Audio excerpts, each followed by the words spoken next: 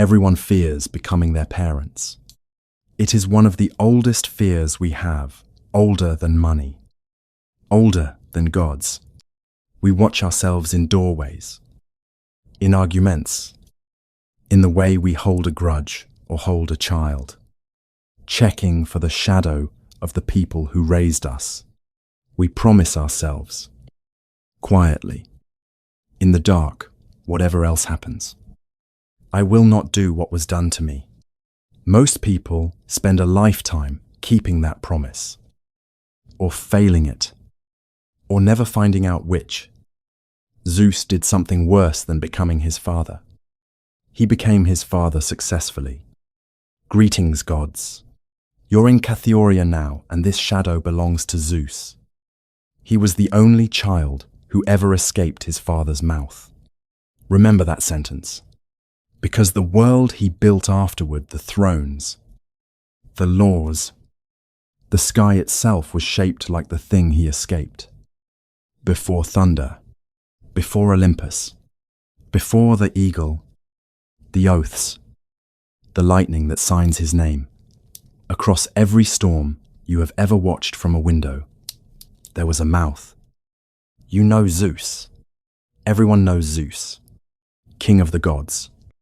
The thunderbolt, the throne on the mountain that touches the sky, the father of Heracles, of Perseus, of Helen, father of half the heroes who ever mattered and at least half the trouble they caused.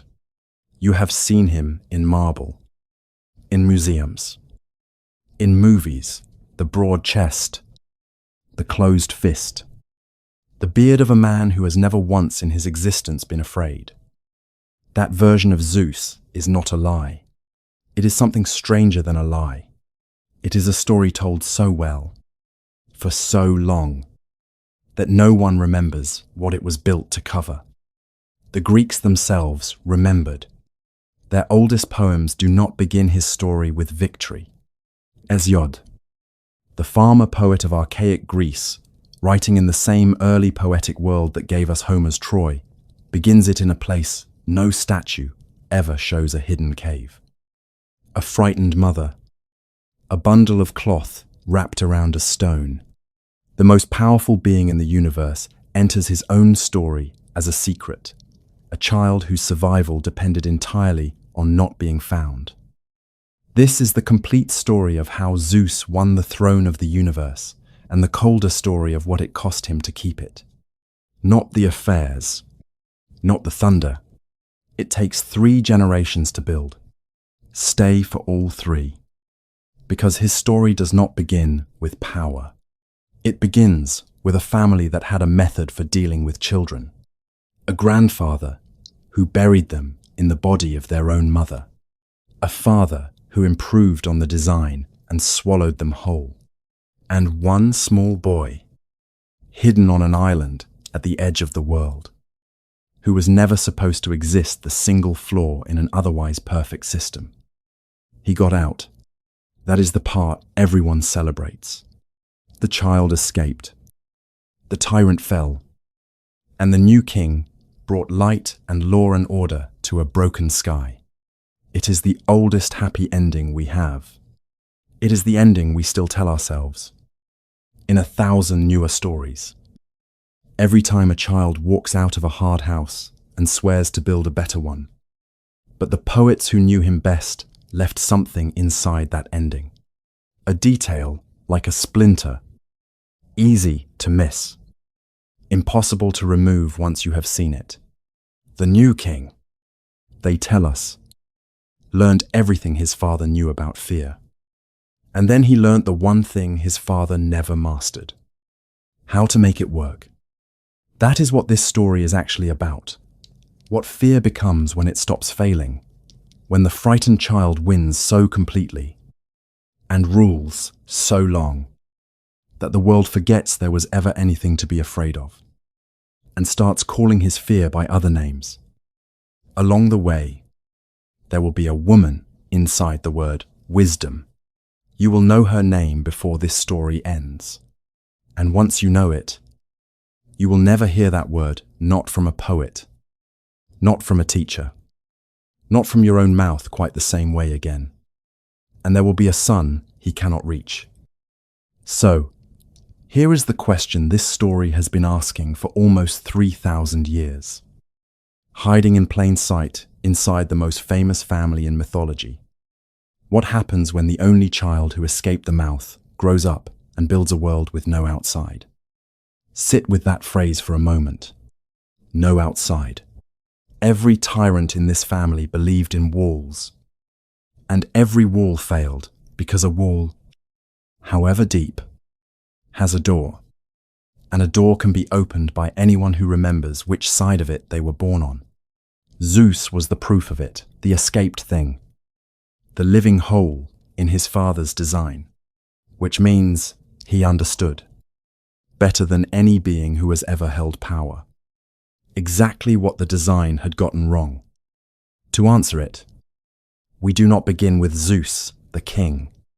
We do not begin with the thunderbolt, or the war in heaven, or the mountain with the clouds around its knees. We do not even begin with Zeus, the child. We begin with a sound, a small, urgent, human sound, the kind every parent on earth would recognize, rising from the dark of a cave on the island of Crete, and the armed men standing over it, beating bronze against bronze, so that no one in the universe would ever hear it. Zeus was not born into a family. He was born into a method. To understand the method, you have to stand in the cave first. Crete, night, a mountain hollow deep enough that daylight has never finished reaching the back of it. There is a baby here, days old, wrapped and hidden. And around the mouth of the cave stand armed men whose entire duty is noise. When the child cries and children cry, they strike their spears against their shields. Bronze against bronze. Over and over. A rhythm with no music in it. To a shepherd on the hillside below, it sounds like a storm caught inside the mountain.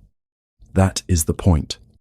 It is a sound engineered to swallow another sound. Ask yourself, what kind of family requires this? Not guards against wolves. Not guards against armies. Guards against being heard. A child whose first lullaby was the drowning of his own voice, because somewhere out there in the dark, something was listening for exactly that sound. And if it heard him, he would not live until morning. The poets tell us who was listening, to understand him and the child in the cave. And everything that child will one day build, we have to go back 2 generations to the first crime. The story is a reconstruction now. Walk it like an investigator. Do not try to remember every name. In this family, there are only 3 roles that matter, and they repeat the father who imprisons, the mother who hides, the child who escapes. The first father was the sky itself. In the beginning, Hesiod says, the sky lay over the earth, and the earth bore him children great, strange, powerful children, and the sky hated them, not for anything they did, for what they were, newer than him. He would not let them come out into the light. As each one was born, he pressed them back down, inside, into the hidden places of the earth herself. Their mother's body became the wall around them. She felt them moving inside her, alive and buried. And the poet gives her the oldest sentence in the whole mythology. She groaned, being full. Hold that image, because the entire story you are about to hear descends from it. The first act of the first father in the Greek cosmos was to look at his own children and decide they belonged inside, that the only safe child is a contained child. He did not kill them. Killing was not the method. The method was the wall. The earth did what buried things do. She planned. In the dark of herself, she shaped a blade, a great curved sickle of grey adamant, and she asked her imprisoned sons a question no mother should ever have to ask. Which of you will use this on your father? Only one answered. The youngest. His name was Cronus. What happened next? The poem covers with a kind of shadow, an ambush in the dark, the father descending as he always descended, the reach of a hand that had been waiting, and then a wound so final that the sky and the earth were separated, forever pushed apart, the way they have stayed apart every night since, which is why there is room between them now for everything else birds. Rain. Cities. You. The poem lets the shadow fall where the eye should not. We will do the same. What matters is not the anatomy of the wound.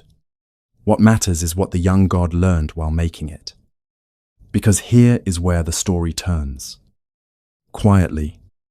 Into a tragedy, and where you should start paying a different kind of attention.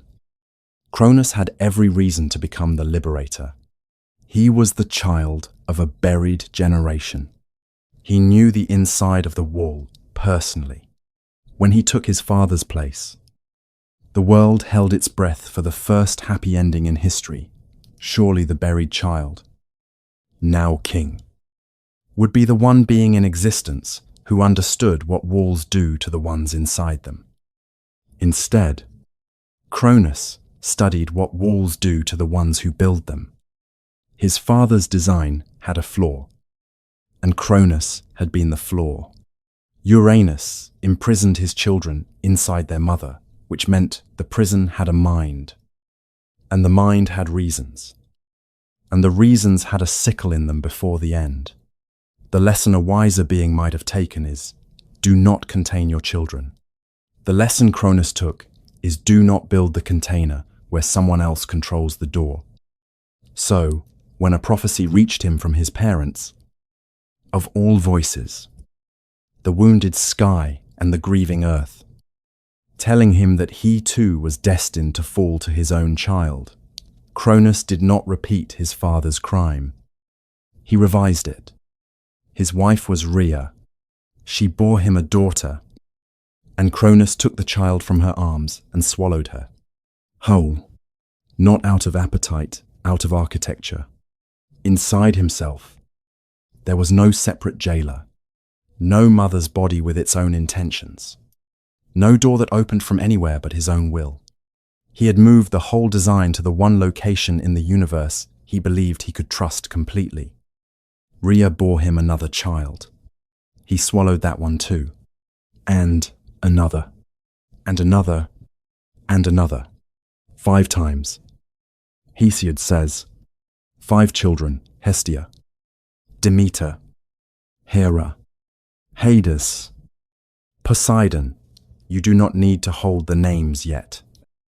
Only the number 5 times the same small ceremony of arrival and disappearance. A birth followed by a burial in the same hour. In the same room? Stay with Rhea in that room for a moment. Because the poem does not, and someone should. 5 pregnancies carried to term. 5 times the labor. The cry. The impossible softness of a new god in her arms, and then the hands of her husband. Unhurried. Certain. Taking the child the way a man takes an object that is already his. She was a titan. She could not be overpowered by grief. Grief is for beings who can end. She simply had to continue. To carry the next child, knowing its destination. To feel it grow and turn inside her and be unable to promise it anything. By the 5th, the poem implies, her arms had learned to expect the emptiness. That may be the darkest sentence hiding in this whole genealogy. Not that the children were taken, but that the taking became familiar. Notice what the poem does not say. It does not say Cronus enjoyed this. It does not say he raged, or gloated, or laughed. The swallowing is described with the flat efficiency of a man doing maintenance. That flatness is the horror. This was not cruelty as passion. This was cruelty as procedure fear that had stopped panicking and started planning. The son, who escaped the first design, had built the second one better. And the proof that it was better is the silence. 5 children. And the world heard nothing. No groaning earth. No sickle taking shape in the dark. The design, as far as Cronus could measure it, worked. Except that he had inherited more from his father than the fear. He had inherited the blind spot. Because there was still a mother, Rhea, pregnant a 6th time, did what buried and bereaved things do. She planned. She went to her own parents to Earth, who had once armed a son against a father, and to the wounded, Sky himself, and she asked them where in the universe a child could be born without being noticed. They told her Crete, a cave on a mountain, at the far edge of the world, past the reach of the king's attention. And for the swallowing itself, they gave her something almost insulting in its simplicity. A stone the size and weight of a newborn, wrapped in swaddling clothes. Picture the scene the way the poem forces you to picture it. Rhea has given birth in secret, at night, on Crete, with the earth herself as midwife. The real child is already gone handed into the dark, carried down into the cave. The guards already posted. What returns to the king's hall is a woman holding a bundle, performing the 6th act of a play whose first 5 performances ended the same way. Everything depends on her face. One tremor of relief. One glance held a heartbeat too long. And the whole design of the universe goes down a different road. She places the bundle in her husband's hands. This is the 6th time. He knows the weight of a newborn by now. He has held 5.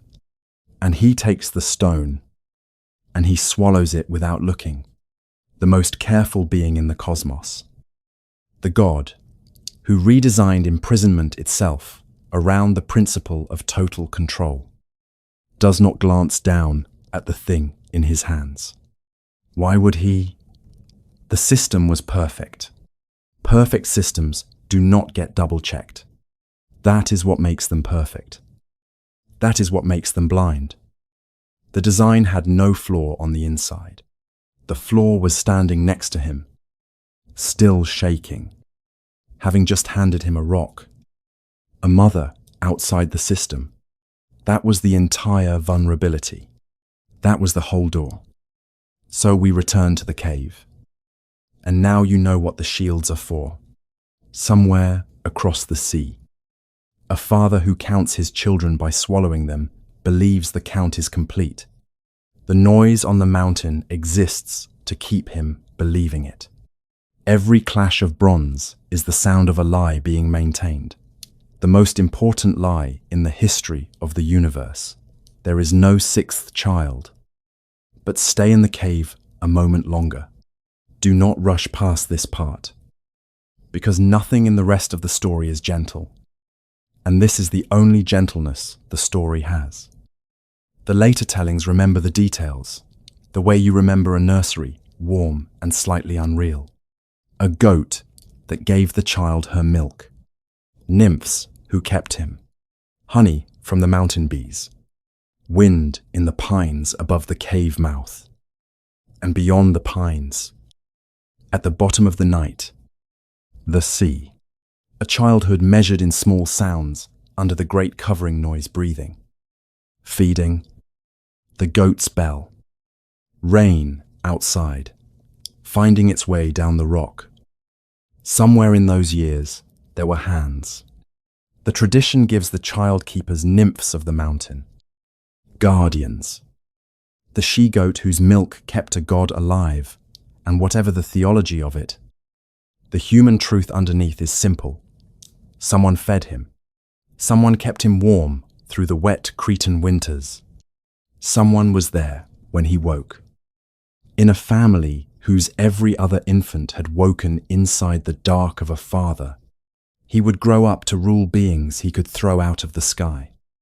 But the first faces he ever knew belonged to small, kind, unimportant creatures whose names the great poems barely bothered to keep. The cave was the only childhood this family ever allowed. Think of everyone who came before him. His father spent infancy in the dark of the earth, buried alive among his siblings. His aunts and uncles never saw the sky at all until the sickle freed them. His 5 brothers and sisters were, at this exact moment, alive inside their father-grown gods by now, conscious in the dark, waiting inside the god who ate them, with no reason to believe there was anything else. In 4 generations of this family, across the whole span of the cosmos, exactly 1 child was currently sleeping under an open sky. For one small span of mythic time, a child existed outside fear. He grew. Hidden things grow strangely quickly, quietly, with an instinct for silence that no one has to teach them. He learned the mountain first, which slopes held the light longest, where the springs came out of the rock, how the goats went still all at once when weather was coming. A boy's knowledge, the kind of knowledge you can only gather when nobody is watching you, because nobody is allowed to know you exist. Then he learned the story. We are not told who told him his mother. On a hidden visit, the nymphs, the earth herself, who had chosen the cave. However it came, imagine receiving it. You are not a foundling. You are the 6th child of the King of the universe. You have 5 brothers and sisters, and they are alive, and they are inside him. Your father has never seen your face. And the whole architecture of your childhood, the remoteness, the guards, the endless bronze noise you fell asleep to before you knew what noise was for, exists because if he ever learns your name, he will complete the set. He learned that his entire existence was a secret kept from his own father, that he was alive only because, for once, the system had missed. Other children discover, at some point, that their parents are flawed. Zeus discovered that he was the flaw. His body, his breath, his heartbeat under the shield noise, every fact of him was an error in someone else's design. Children who learn that young tend to draw one of 2 conclusions: that designs are evil, or that this one was simply not good enough. The mountain kept his secret for years. The sea lay at the bottom of the night. And beyond it, his father counted 5 and believed the count.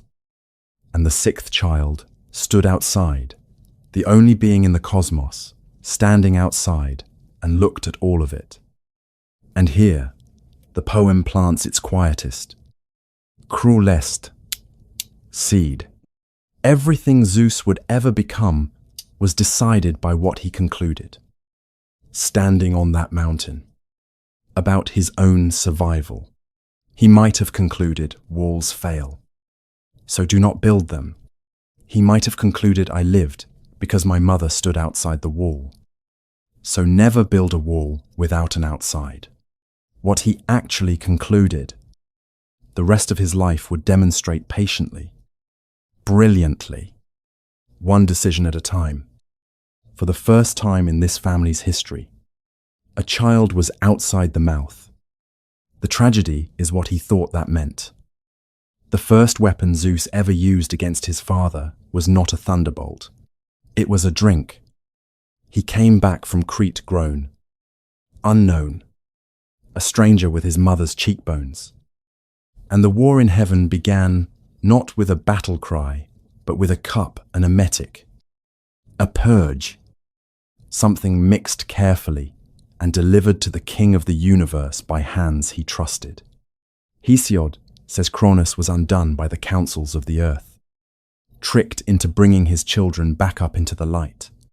In the version Apollodorus preserves, the hand that mixed the drink belonged to a titaness of another kind, entirely an ally of the young challenger, a goddess whose whole nature was cleverness itself. Her name was Metis. Hold the name gently. Do not attach anything to it yet. For now, she is simply this: the first person who ever helped Zeus win the mind behind his opening move. In a family that solved problems with walls and mouths, Zeus's first act was to hire intelligence.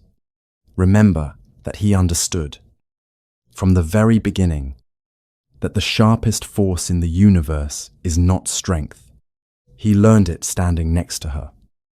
The drink went down, and then the whole design of Cronus reversed itself in a single convulsion. The stone came up first. The stone, the lie his wife had handed him. The rock he had swallowed without looking came back into the light after all those years. And after it, honor by on, came the children, grown now, gods in their full stature, stepping out of their father the way you step out of a house that has burned down around you, Hestia. Demeter, Hera, Hades, Poseidon, swallowed as infants. Returned as adults, their entire childhood spent inside the dark of the being who feared them. Stop the war here for a moment. Before the sides are drawn, before the mountains start flying, give the story the one scene it has earned. 6 siblings standing under an open sky. 5 of them seeing it for the first time. We are not told what they said. The poems do not linger. Poems about wars rarely know what to do with tenderness. But you can build the scene from what you know. 5 gods blinking at daylight, actual daylight. The thing itself. After a childhood of black, the feel of wind would have been new. Distance would have been new, inside a body. Nothing is ever more than a breath away. And now, there was a horizon, and the 6th one the youngest. Technically, the eldest now. In every way that counted, standing there as the stranger to whom they owed the sky. Somewhere in that first hour, there must have been the accounting. Every reunion of survivors eventually reaches, where were you? How did you get out? Why you and not us? And the only answer Zeus could give was the true one, a mother, a stone, a cave, a goat, a mountain of noise, luck, organized by love. It is the warmest scene in the entire story, and the story knows it. 6 children of the swallower, standing together on the outside, all of them out, all of them free. The family method beaten at last by the simple fact of daylight on 6 faces. Whatever else this story becomes, it was this first a rescue that worked. They chose him as their leader on the spot, the youngest of 6, chosen by the 5 he had freed. Not because he was strongest. Poseidon shook the earth. Hades would come to hold the dead. They chose him because he was the one who had come from outside, the one the design had missed. In a war against a perfect system, you follow the flaw. Others came to the flaw as well.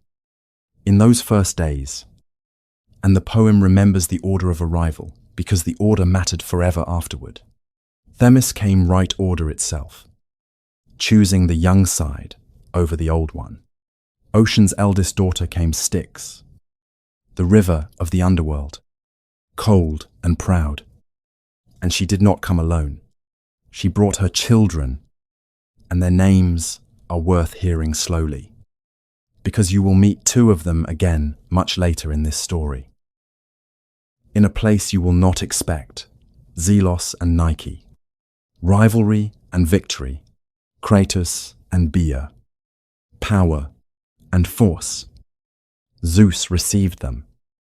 Hesiod says, and gave Styx, the greatest honor he had, to give her name, became the oath of the gods, the one promise no immortal could break. And her children power and force were granted a seat that never cooled. They would stand beside Zeus always. The poem says, not visit, not serve when summoned, stand beside him, forever, wherever he went. It sounds, on the first day of a war of liberation, like a reward, keep it in your pocket. Ask yourself, much later, what it means about a king that power and force are never allowed to leave the room. As for the stone, Zeus kept it. Later, after everything, he would set it in the earth at Delphi. At the shrine the Greeks called the navel of the world. Pilgrims for 1,000 years would touch it without knowing what they were touching, the object that took a child's place in a monster's mouth. He put it at the center of the world. Some monuments commemorate victories. This one commemorated a substitution, the moment the system swallowed the wrong thing. Then Zeus did one of the strangest things any conqueror in Greek myth ever does on the eve of a war. He went down into his family's oldest dark and opened it. Deep below the world, in the dark of Tartarus, the first father's first prisoners were still where Uranus had left them, the Cyclopes, one-eyed makers of impossible things, and the 100-handed ones being so vast and so strange that their own father could not look at them. Giants with 50 heads and 100 arms, buried at the bottom of everything for the crime of being born too powerful. 2 entire generations of family policy said these stay down. Zeus went down into the dark, past his grandfather's judgment and his father's neglect, and he struck off their bonds. Understand what this looked like from below. You have been in the dark so long that the dark is the world. Tartarus is not a dungeon. The poets are careful about this. It is a distance, a bronze anvil. Hesiod says, dropped from heaven, it would fall 9 days and 9 nights and strike earth on the 10th, and it would fall 9 more days and nights from earth before it reached Tartarus. Nothing down there is locked. It is simply farther down than hope can travel. The Cyclopes and the 100-handed ones had been at the bottom of that distance since before the sun had anything to shine on, put there by their own father for the shape they were born in, and then light and a young god standing in it, the newest child of the family that buried them, saying the one sentence no one in this bloodline had ever said, come out. He fed them. The poem notes, nectar and ambrosia, the food of the gods, carried down 20 days' fall into the dark, served to beings the universe had agreed to forget. Before he asked them for anything, he fed them. It is the single most disarming detail in the whole war, and it worked the way sincerity always works on the starving completely. When he finally asked, stand with us against the Titans, the eldest of the 100-handed answered for all of them. And his answer, preserved across 27 centuries, is not the speech of a weapon. It is the speech of someone remembering what daylight is. Through your counsels, he says, we came back out of the murk and the merciless bonds, out of what we no longer hope to see. Lord, son of Cronus, our minds are made up, out of what we no longer hope to see. That is what Zeus offered the universe at the start of his reign, and you should feel the full warmth of it, because it was real. He was the god who gave things back. The Cyclopes, freed, went to their forges, And out of gratitude, the poem is explicit that it was gratitude. They made him the weapon that would become his signature for the rest of time. Thunder and the lightning and the bright bolt. Understand this correctly, because the statues get it wrong. The thunderbolt was not an inheritance. It was not a birthright waiting on a shelf for the rightful king. It was a gift from prisoners to the one who opened the door. Every storm you have ever heard is the sound of someone's gratitude for being let out. The war that followed lasted 10 years. And the poets describe it the way you describe something that almost unmade the world, because it almost did. Titans on one side, massed on Mount Othrys, the young gods on Olympus, and between them, a decade of deadlock, 10 years of the two oldest powers in existence, throwing everything they had at each other and moving the line nowhere. Understand what a decade means to immortals. Not desperation, they cannot die of it. Attrition of a different kind, the slow discovery that strength answering strength produces only noise. The old world and the new one were perfectly matched. And perfectly matched forces do not produce victory. They produce forever. What ended forever was the freed. The 100-handed ones came up from the dark, and each of them took up boulders, 100 hands, 100 boulders each, and the sky went black with flying mountains. 300 stones at a time. The poem counts, darkening the air over the Titans like a weather made of earth. The deadlock did not bend. It broke. And the audience of this poem, hearing it by firelight 27 centuries ago, wanted exactly what you want right now. They wanted the young king to win. Every one of them knew what he was fighting: the swallower, the barrier, the family method. Every one of them had a father, or a king, or a god. They needed this victory to stand for. This is the oldest wish in the oldest stories, that the child who got out comes back, and the doors open, and the ones in the dark walk free. He won. The wish came true. Hold on to how good it feels, because you will want to remember this feeling later. The final assault belongs to him alone. And even Hesiod, a poet who measures words like a farmer, measures seed, loses his composure, describing it. Zeus no longer held his strength back. The poem says, he came down the mountain with his whole nature finally unhooded, hurling the bolts so continuously that the sky stopped having intervals, one lightning stroke feeding the next. The thunder, a single, unbroken pressure. The forests igniting. The rivers boiling, standing in their beds. A brightness that struck even the eyes of the strong. It looked, the poem admits, as if earth and heaven were closing together again, as if the wound, the sickle, had opened.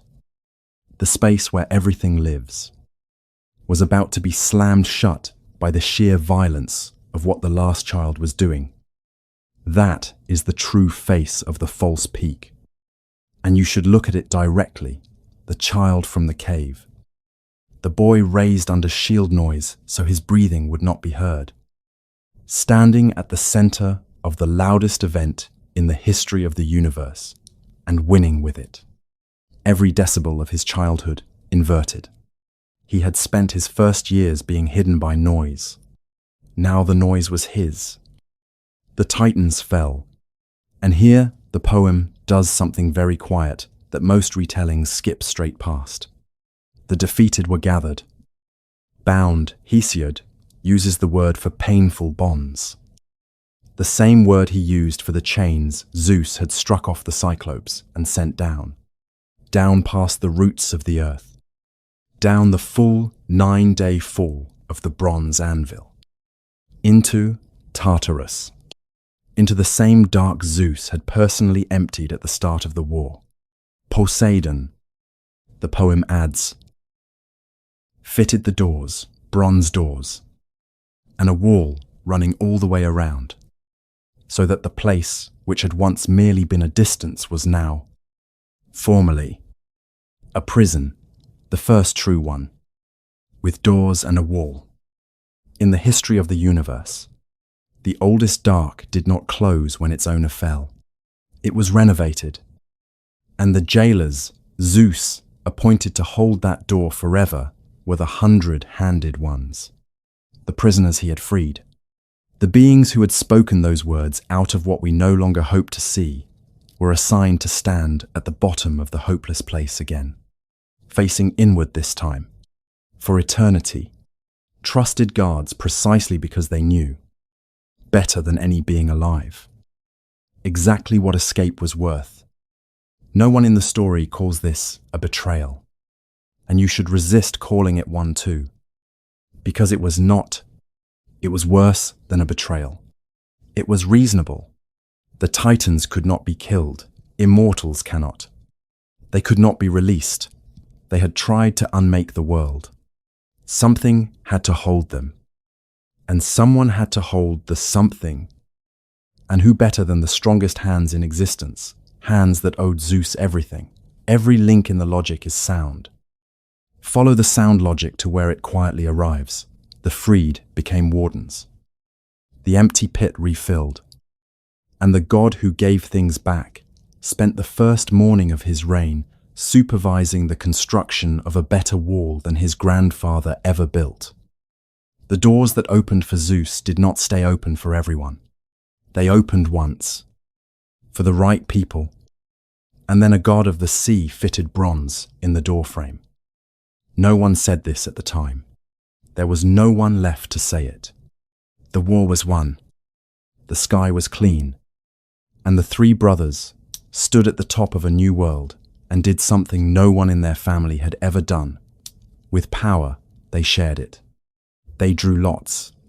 Fair. Blind. Incorruptible chance, the opposite of a father's fist. Poseidon drew the sea. Zeus drew the sky. And Hades drew the world below and walked down into it. And what that lot did to him is a story this channel has already told. The earth and Olympus they held in common. Feel how deliberate that gesture was. The lot is the one instrument of decision that cannot be afraid. It has no memory, no bloodline, no prophecy hanging over it. Three brothers who had every ancestral reason to solve succession. The family way, the wall. The mouth reached instead into blind chance and let it cut the universe in three. It was the most radical act of the entire war. More radical than the thunder. The first transfer of power in the history of this family that no one had to be swallowed for. There is one more detail from those first days. Small enough to miss. Heavy enough to carry the rest of the story. The world itself, Hesiod, says it was Gaia's counsel. The earth, advising one last time, pressed the young gods to formalize what the war had decided, that Zeus should be king. Openly, by acclamation. And Zeus, enthroned, did what no previous holder of the universe had ever done on day one. He distributed honors, functions, provinces. The poem uses the word for portions. Shares. Every god received a defined domain, a jurisdiction, a place in a written order. His grandfather had hoarded everything and lost everything. His father had swallowed everything and vomited everything. Zeus gave everything away except the giving itself. The one power he kept was the power that defines all the others. It was brilliant. It was generous. And it meant that every god in existence now held their portion of reality the way a tenant holds a lease. A kingdom divided by luck instead of fear. Prisoners freed. Tyrants toppled. Thunder in the hands of the one child who knew what the inside of a wall meant. And above it all, a king who had reached the throne without devouring a single member of his own family, the first ruler in 3 generations who could say that. If the story ended here, it would be the cleanest victory in all of mythology, the happy ending the first 2 generations were denied. Delivered at last by the 6th child of the 6th child. This is the Zeus, the statues. Remember, this is the Zeus he himself, in this shining hour, must have believed he was. The war was over. It would never be over, because a war ends when the enemy is defeated, and Zeus's enemy had never been the Titans. Look back over everything you have just watched him do and ask what he was actually fighting. Not his father. His father was only the second draft of it. Not his grandfather, the first draft. His enemy was the thing that wrote both drafts, the thing that made a sky bury his children and a Titan swallow 5. The fear that arrives with a throne, the way weather arrives with a season. That thing was never on the battlefield. It cannot be hit with a mountain. It had spent the whole 10 years exactly where it always waits in the future, beside the crown, patient as arithmetic. Every king in this family had met it on the first day of his reign. The new king's first day had just begun. The fear was loose, and the first direction it turned was toward the person standing nearest the king, the ally of the first hour, the mind behind the cup, the one who had opened his father's stomach. The first thing the new king of the universe did with peace was marry the person who had won him the war.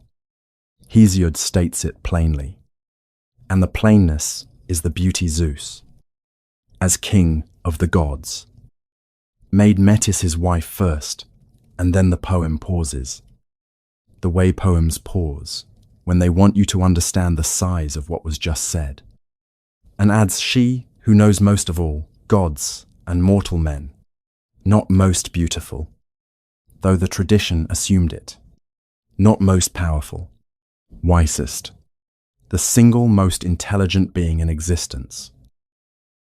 And the young king chose her before he chose anything else, before laws, before palaces, before the shape of his own reign.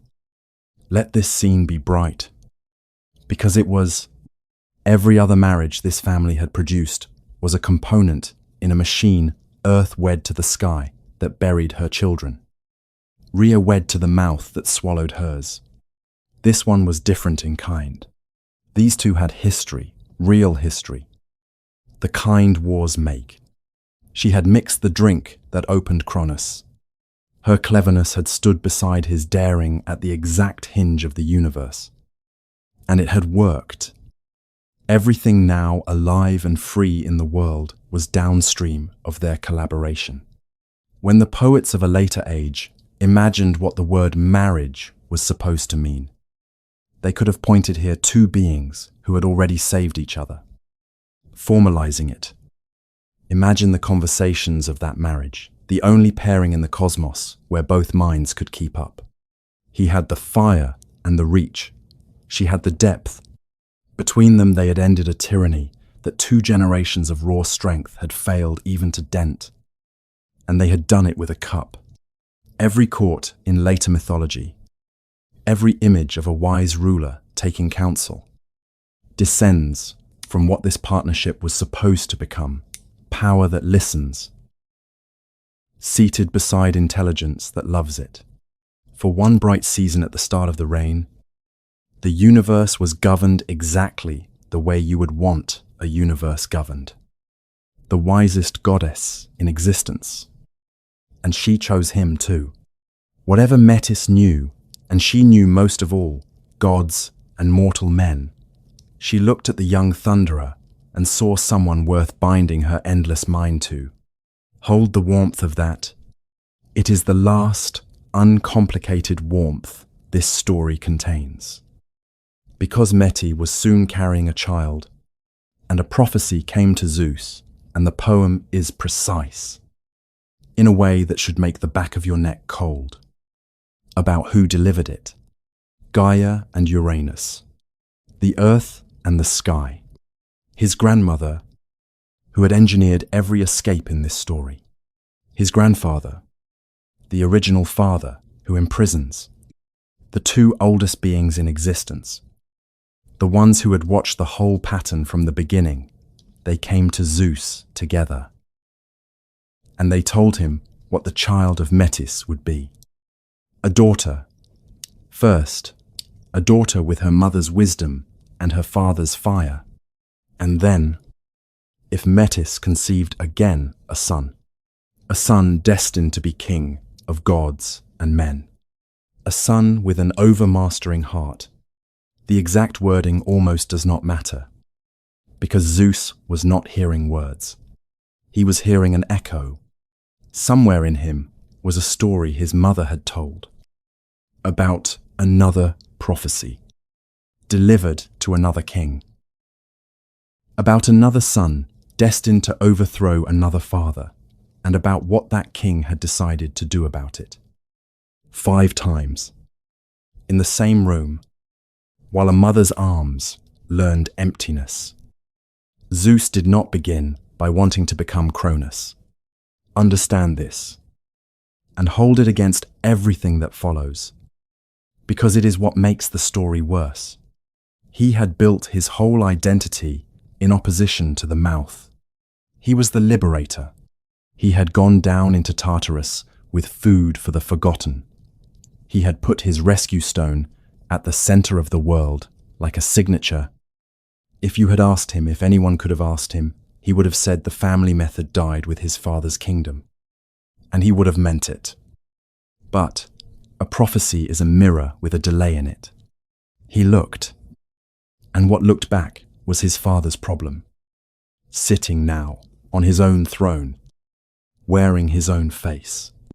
And somewhere in the nights that followed the poem, does not count them, the liberator of Tartarus sat alone with the oldest question his bloodline had ever asked. What do you do about a child who has not done anything yet?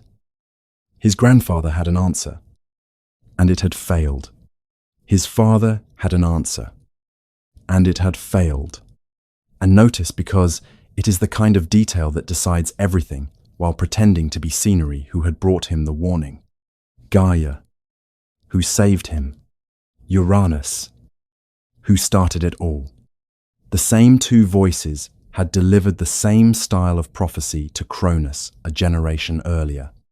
The grandparents of the universe went from king to king, generation after generation, handing each one the identical box with the identical horror inside your child. It is almost possible to feel sorry for every recipient. Almost. Because the box only contains a question. What each king builds around the question that part was always theirs. And here, precisely here, at the moment you expect the story to say, Zeus refused the question. The story instead shows you the most frightening thing it knows. He did not refuse the question. He improved the answer. Consider, one last time, the engineering history of his family's fear. Because Zeus certainly did. Version 1. Uranus contained his children inside their mother. Failure mode. The mother. The prison had a mind of its own, and a door he did not control. And out of that door came a sickle. Version 2. Cronus. Having lived inside version 1, moved the container inside himself. No external walls. No second party. Failure mode the mother again, outside the system now. Unswallowed. Unwatched. Free to hand him a stone and hide a son. Both designs failed at the same joint. Not the child. The child never breaks these systems. The love standing outside them does. Zeus swallowed the system's last door. He did not wait for the birth. As his father had, that was the flaw. The gap between arrival and containment where a swaddled stone could live. He did not leave the mother outside. As both of them had, that was the deeper flaw. the unguarded heart.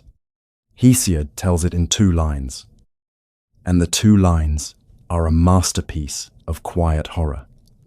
Zeus deceived the mind of Metis, with cunning words deceived the wisest being in the universe. Outthought thought itself. The poem specifies seductive words, the kind you only use on someone who trusts you and put her away inside his own belly. Pregnant, whole, the wife, the war ally, the mind behind the cup, and the unborn child. She carried one motion. No seams. The door closed from the other side. Silence is the whole scene. No thunder. Thunder was for enemies. No struggle the poem records. What would struggle even look like? Against seductive words. From inside a marriage, somewhere on Olympus, a conversation was happening between the 2 founders of the age. Warm, persuasive, private, and then one of the 2 voices was on the inside. And the conversation continued. And to every other being in the universe, nothing whatsoever had changed. The queen was simply no longer seen. The king was simply, from that day forward, even wiser than before. There was no violence to describe, and none is described. That is what your skin is reacting to. His grandfather's crime had a victim who groaned. His father's crime had a witness who wept and plotted. This crime was engineered so completely that it left no outside from which to see it happen. No grieving mother, the mother was the payload. No watching wife, the wife was the target. No stone could replace her. Because the one being clever enough to think of the stone was the one going in. Zeus is not frightening because he is irrational. He is frightening because every step makes sense once fear becomes a constitution. Walk his logic from inside the throne, and the flaw is hard to find. The prophecy was credible, the last 2 had been. The threat could not be exiled. A rival grows best at a distance. Killing was not on the menu of the possible. Given the premise, the throne must hold, the answer is terrifyingly coherent. That does not make it innocent. It makes it worse, because a monster who rages can be survived, argued with, escaped in his sleep, a mouth that closes for reasons sound ones, checkable ones. Reasons of state closes forever. Time passed. The reign continued. The king was, by every visible measure, exactly what he had been before Mediator, Zeus. Deep-counselled. Sound in judgment, sounder, if anything, than ever. Whatever advising now happened in the dark of him happened invisibly. The universe saw only the results, a king who was never outthought. And then, one day, the king of the gods was seized by something the universe had never seen him show. Pine, a pressure in his skull, like a second war, a thing building inside him that no design had accounted for. In the one location no design could reach, and out of his head, the poem says, out of the head of Zeus himself, came a daughter, grey-eyed, grown, and armed. She stepped into the light, already dressed for battle. Spear and armor and unblinking gaze. A goddess whose first act of existence was to be ready.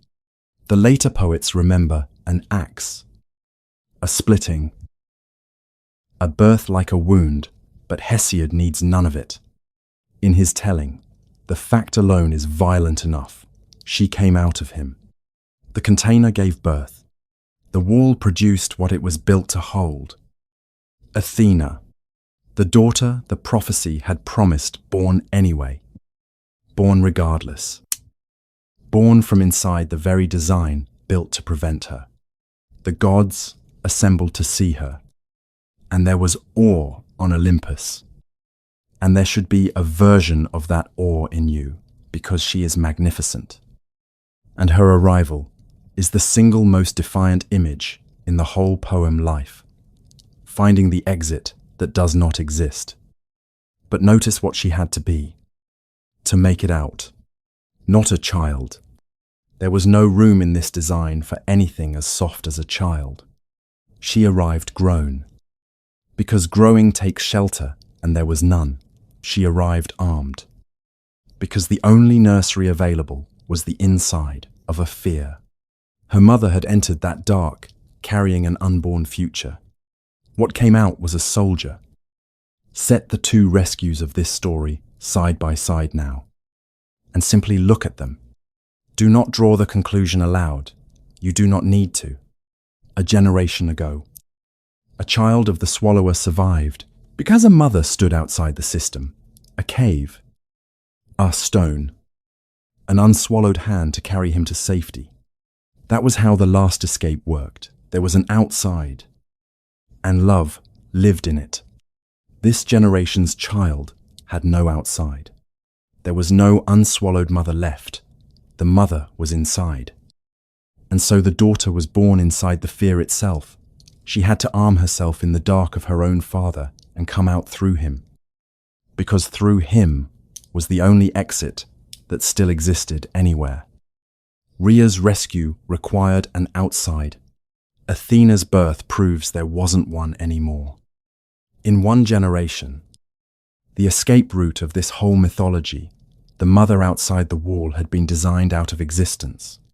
From here forward, nothing will be rescued from Zeus by anyone standing outside him, because the position no longer exists. And Metis. Here is the line the whole story pivots on, the one Hesiod delivers with no ceremony at all. As if he did not know he was writing the coldest sentence in Greek poetry. Metis remained. She stayed where he had put her, seated in the dark of him, alive. The poem is unambiguous that she is alive and from inside him. It says, she counseled him. She devised for him the good and the evil, the wisest mind in the universe.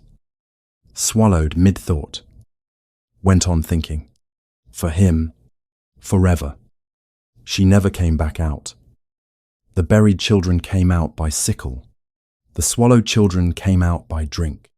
Every mouth in this story, until now, was eventually opened by someone standing outside it. This one had no outside. The only being clever enough to open the door was on the wrong side of it. And the voice that had once freed his brothers and sisters now worked for the mouth. And here the story steps, for one moment, into the words the Greeks actually used. The poets gave Zeus a title. It recurs across the oldest poetry we have, dozens of times in the Iliad alone. Fixed to his name, like a seal, Metieta, Zeus. They praised him.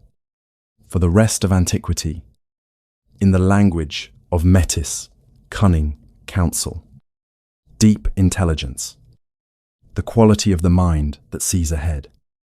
And in this story, that word has a body. Her name was Metis. She never came back out. This is not a claim about dictionaries. It is what the story itself built.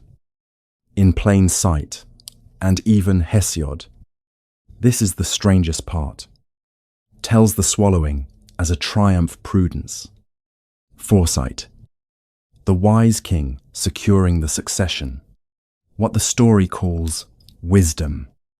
An audience 3,000 years downstream can finally hear correctly order, with a swallowed voice inside it. He had solved it. Understand that he had genuinely, completely solved it, the problem that broke his grandfather and unmade his father, the problem of the child who comes next. There would be no son of Metis. There would be no next king. The oldest fear in his family's history had been answered, permanently, by its most gifted student. And the reign that followed was, by every measure the universe could apply, magnificent. Understand that. Because the story is not ironic about it. The age of Zeus was the best age the cosmos had ever had. Laws existed now. Oaths held. Guests were protected. Suppliants heard. The seasons kept their contracts. The terrifying, arbitrary universe of the first two dynasties had been replaced by something you could build a civilization under, and mankind did. Every later image of divine kingship, every mythic court that called itself just, could look back up the mountain to him. The swallowing of Meti had not made him a monster in the eyes of the world. It had made him the standard of wisdom by which monsters were judged. He had solved succession. He had not solved fear. Because fear was never about the one prophesied child. Fear is about the future itself, and the future kept arriving. Every day, from every direction, wearing new faces. A perfect wall does not calm the man who builds it. It does the opposite. It converts him, permanently, into a god. Every gain must now be held. Every holding can now fail. And the better the wall, the more unthinkable the breach. The more there is to lose by relaxing for a single hour of a single eternal day. His grandfather had been afraid of his children. His father had been afraid of his children. Zeus had graduated into something his ancestors never achieved. He was now afraid of everything that had not happened yet. He had removed the outside. Now he had to live in a universe where every silence sounded like one.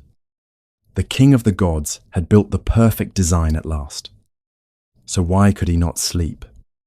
There is a night, somewhere in the long middle of the reign, that stands for all the others.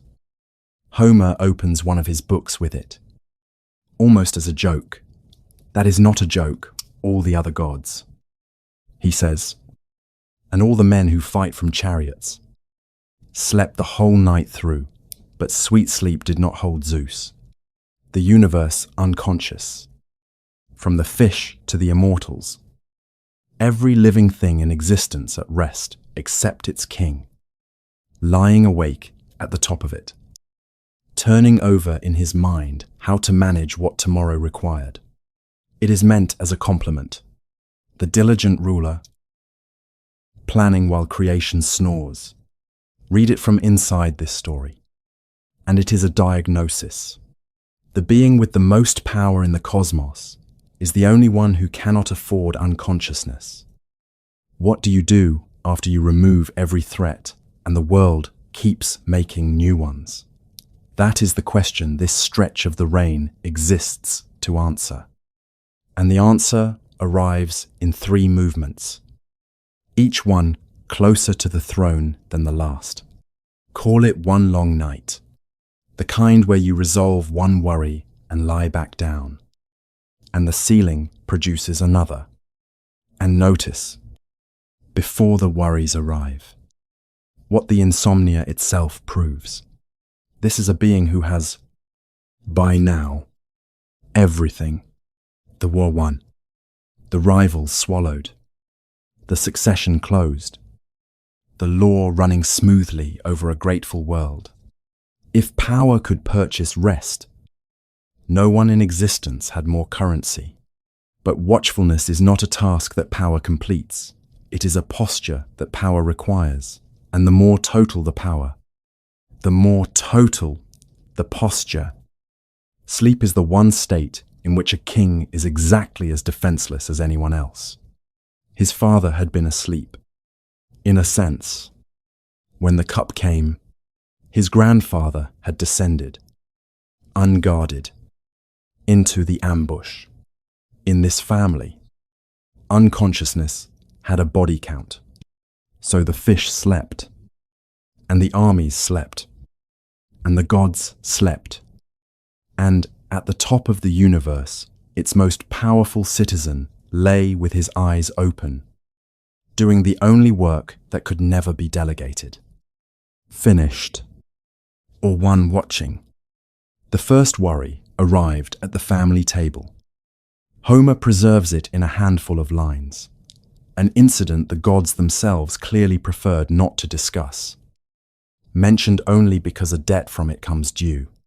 There was a day, Achilles' mother is reminded, when the other Olympians wanted to bind Zeus, not Titans, not monsters from the old world, the Olympians, and the poem names the ringleaders, and the names are the point Hera, Poseidon, Paius, Athena. Say them slowly, the way the story deserves. His wife, his brother, the brother he had personally drawn up out of their father's dark, the brother who fitted the bronze doors on Tartarus at his side, and Athena, the daughter born out of his own head, the child of the swallowed wife, the living proof of his perfect design. The conspiracy to bind the king of the universe was staffed entirely from inside his household. The threat he had spent a lifetime engineering out of the future walked in wearing the faces at his own table. They meant to tie him. The poem uses the humblest possible word for it, bonds. The same word for what held the Titans. What held the Cyclopes. What this family had always used on what it feared. The king who had closed every door was to be closed inside one. By his wife, his brother, and his child. Why did they do it? Homer does not say. And the silence is its own information. No grievance is recorded because no single grievance was needed.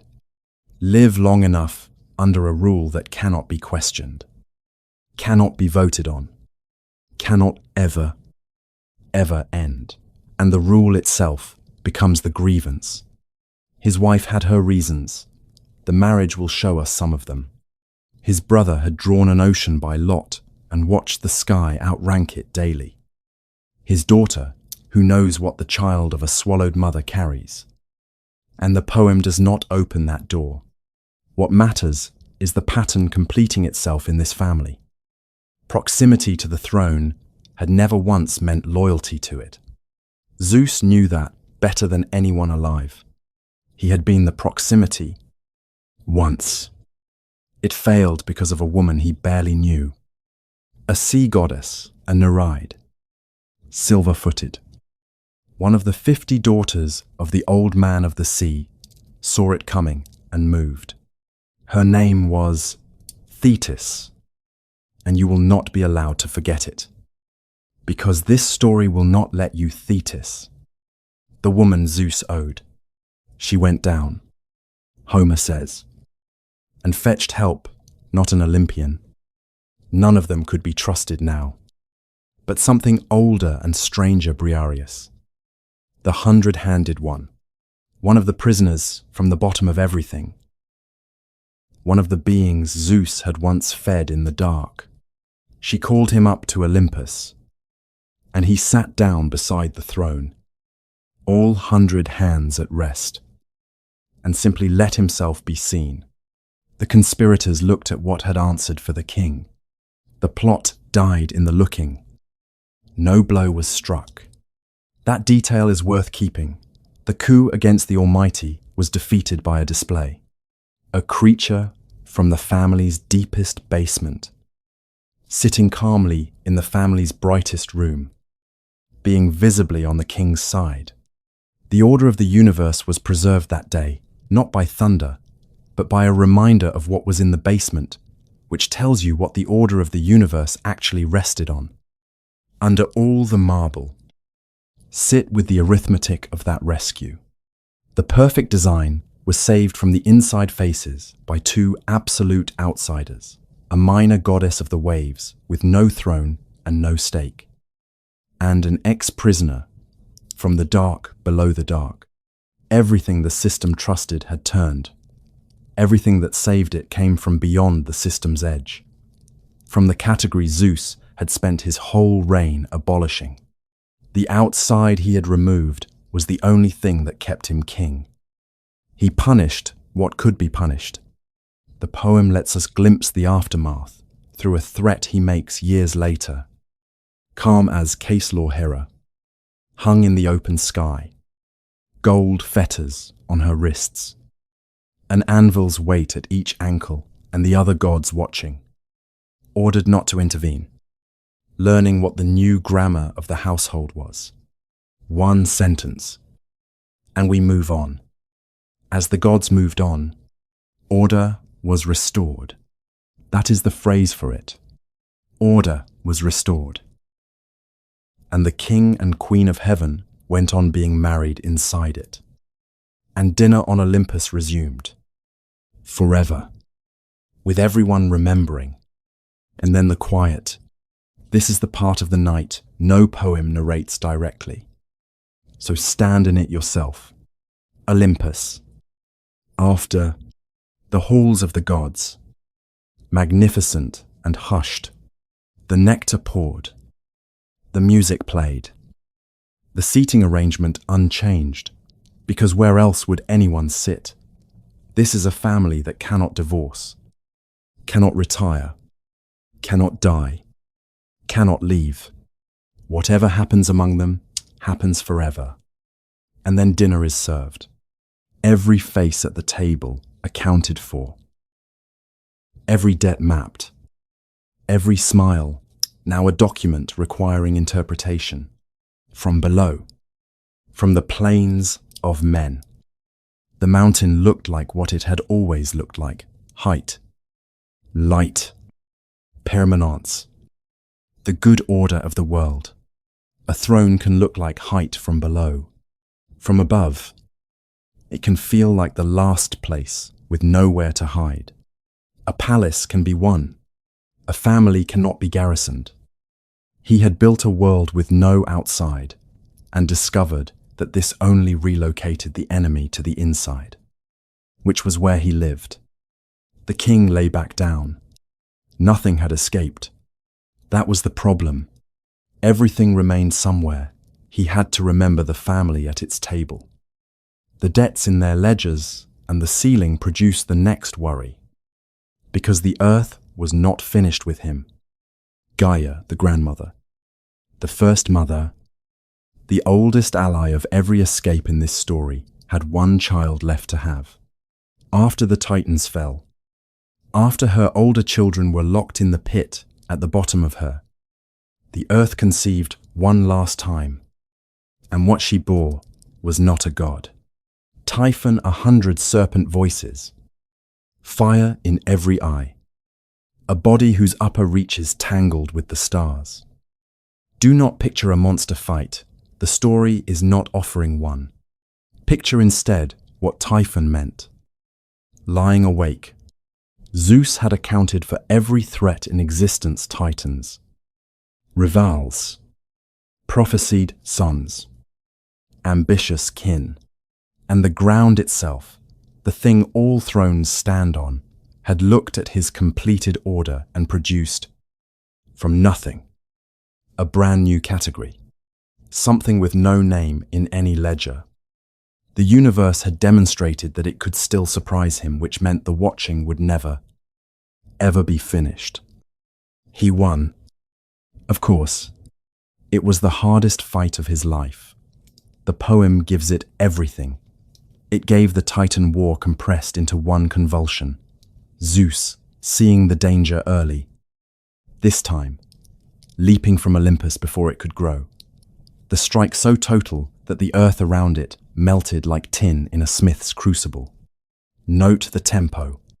Against the Titans, he had waited 10 years. Against Typhon, he attacked on sight. With everything. Immediately. That is not just power, that is policy. A king in his position could no longer afford the luxury of finding out what a new thing wanted. And it ended the family way. Typhon, defeated, was thrown down into broad Tartarus. One more thing at the bottom of the world that could not be killed and could not be released and therefore had to be held. The list only ever grew. That is the property of eternal reigns, that no one warns the eternal about. Nothing ages out. Nothing is outlived. Every enemy this family had ever feared was down in the pit now. All of it. Forever and above the pit. Forever. Someone had to stay awake and remember what it held. He lay back down. The thunder settled. Somewhere far below, under the roots of everything, 100 voices went quiet against the bronze, close enough, in the way of night thoughts, to the ceiling of the world. The first worry had proven the family could turn. The second proved the world could. And feel how the walls of the long night are moving, because they are moving inward. The coup could at least be answered punished. Displayed. Deterred. Typhon could at least be fought, met with fire. Thrown down. Filed. Each threat was worse than the last. But each still had a body. And everything with a body could be handled the family way. The rain's entire toolkit, the thunder, the pit, the chains, the mouth, was a set of instruments for one job containing things that exist. The king lay back down, and the ceiling produced the last worry. And the last one was different in kind, because it had no body at all. It was made of information. It could not be fought, burned, buried, or swallowed, because it was not a creature. It was a fact about the future. And the future is the one territory no wall has ever enclosed. The final worry of the sleepless king was a sentence. And the sentence was in custody. And the custody was the problem. Far from Olympus. At the eastern edge of everything. A titan hung nailed to a mountainside. Prometheus, the cleverest of the old blood, a titan who had read the war correctly before it began and sided with Zeus, lending the young cause the very quality it prized, foresight. Then, afterward, he had crossed the new king, and what he crossed him over matters. Mankind, the shivering, short-lived new species down on the plains, so far beneath the concerns of Olympus that Zeus had, in the tradition's darker corners, considered simply letting them fade. Prometheus tricked him at the first sacrifice, teaching men to keep the meat and burn the bones. And when Zeus, in answer, withheld fire from them, a containment. Notice, even his punishments were walls. Prometheus stole it back, carried it down hidden in a fennel stalk, and handed the creatures of a single winter the thing that makes winters survivable. He was paying for it the way this regime paid, chained to rock at the end of the world. Zeus could forgive many things, but not the shape of this one. It was not the theft. It was the precedent, someone reaching past the king's decision, opening a door the king had closed, and giving something back to the ones written off. Zeus knew that move. Zeus had invented that move. It was the move his whole legend stood on. And watching another mind perform it against him was, perhaps, the most precise mirror the universe ever held up to his face. He answered the way his ancestors had always answered mirrors. And here the tradition splits. And honesty requires saying so. There is a play, transmitted under the name of Aeschylus, its true authorship, argued over for centuries, that takes us out to that mountainside and lets us listen. The Zeus of that play is harsher than Hesiod's, younger in his power, a new master, still learning to sound eternal. This is not the only Zeus antiquity knew, but it is the Zeus this part of the tradition needs us to face, and what the play knows. It says with a harshness the rest of the tradition usually softens. The play opens. In fact, with two figures we have met. The jailers escorting Prometheus to his rock, holding the chains. Overseeing the hammer, the play names them Kratos and Bia. Power and force. The two children of Styx who came to Zeus on the first bright morning of the War of Liberation, when the doors were opening, ages later. Here they still are, exactly as promised, standing beside the throne's business, not opening doors anymore, but holding a man still while one was closed. A revolution can overthrow everything and keep its two most dangerous instruments. Theirs was the honor of never leaving.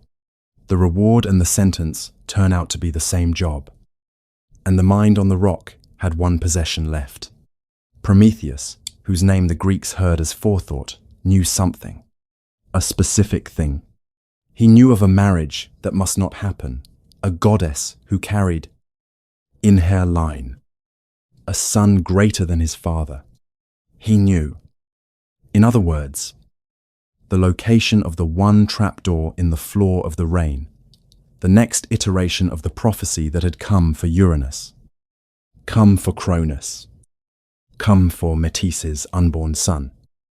The future of the throne of the universe existed, at this point in the story, as a single sentence inside a single prisoner, and he would not say it. Understand the exchange rate being offered on that mountainside, because the play makes it explicit. Everything being done to Prometheus, the rock, the chains, the long weather of centuries, all of it was a price list with one item on it, the sentence, "Tell me the marriage." And this ends. Release. Restoration. Honor among the gods again. The king of the universe was offering full pardon for a single sentence of information. And the chained titan, who could not move his arms, held the future of his torturer in his teeth and kept it there, age after age. In the play, he says it almost merrily. Into the storm let Zeus reign on, for his little while. However he pleases, he shall not reign long. A prisoner at the edge of the world, unable to scratch his own face. Using the phrase, his little while, about a reign designed to be eternal, because he alone knew the reign's expiration was written down somewhere. And he alone knew where. You can chain a body and still be ruled by what that body knows.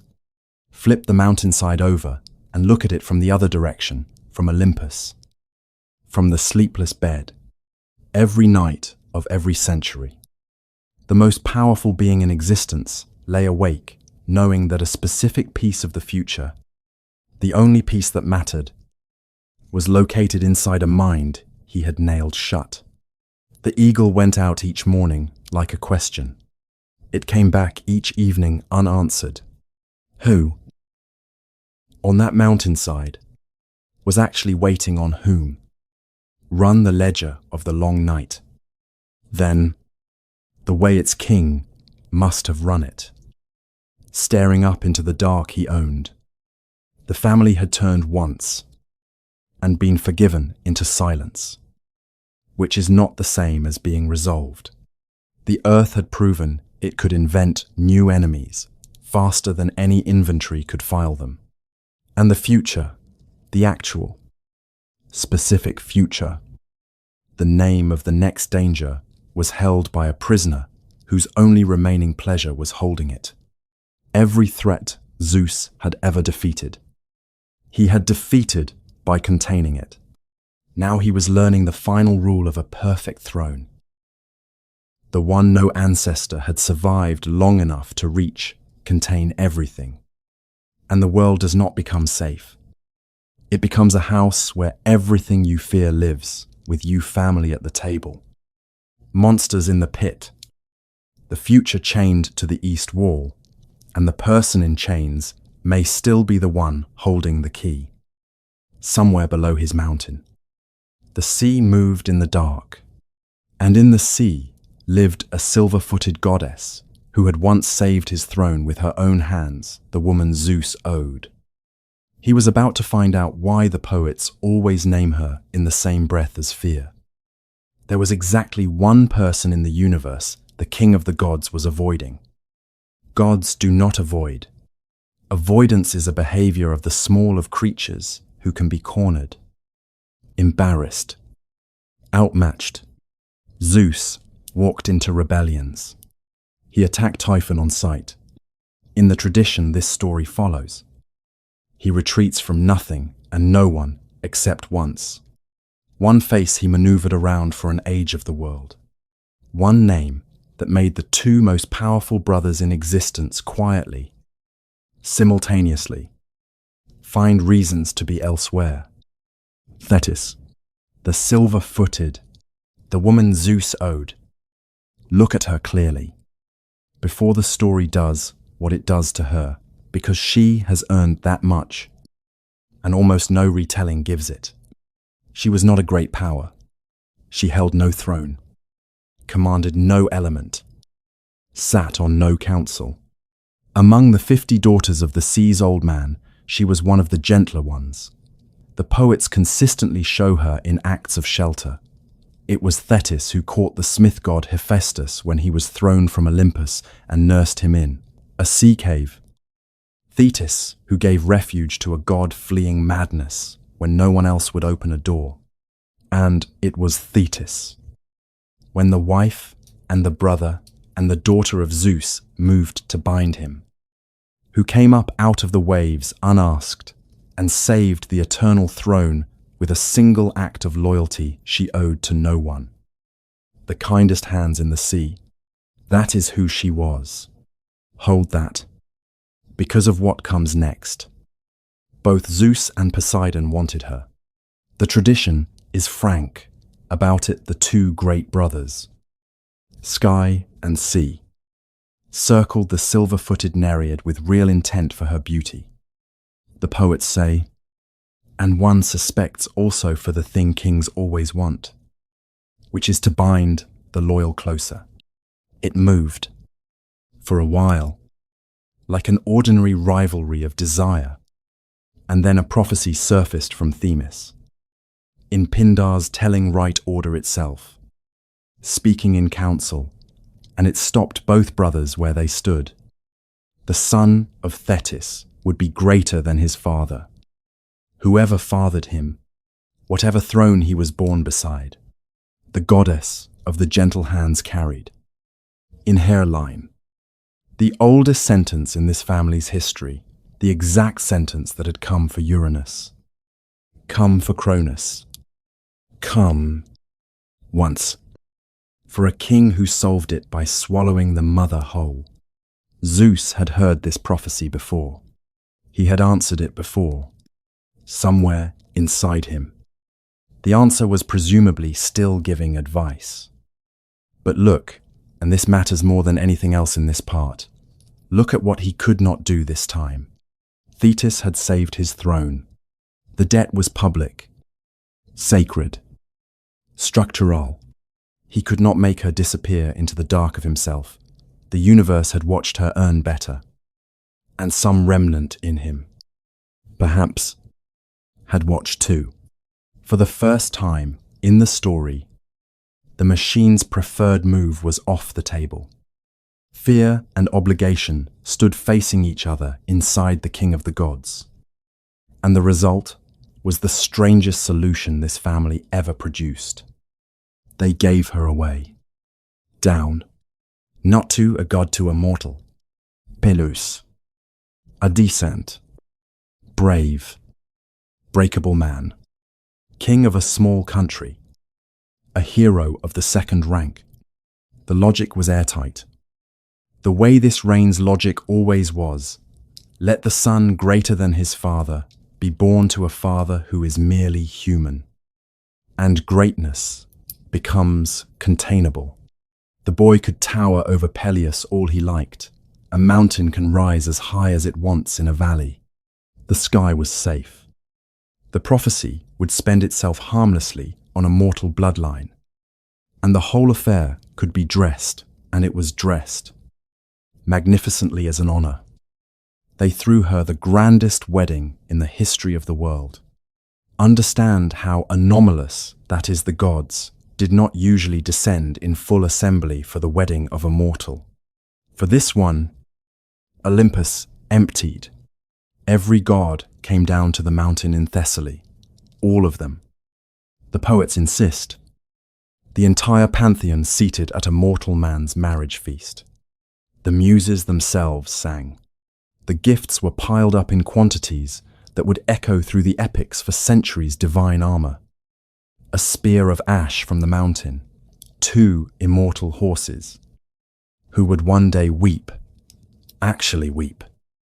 The only time horses cry in Homer on a battlefield far in this bride's future. It was, on its surface, the highest honor a goddess had ever been paid. Look underneath the surface, at the guest list, and the ceremony changes temperature.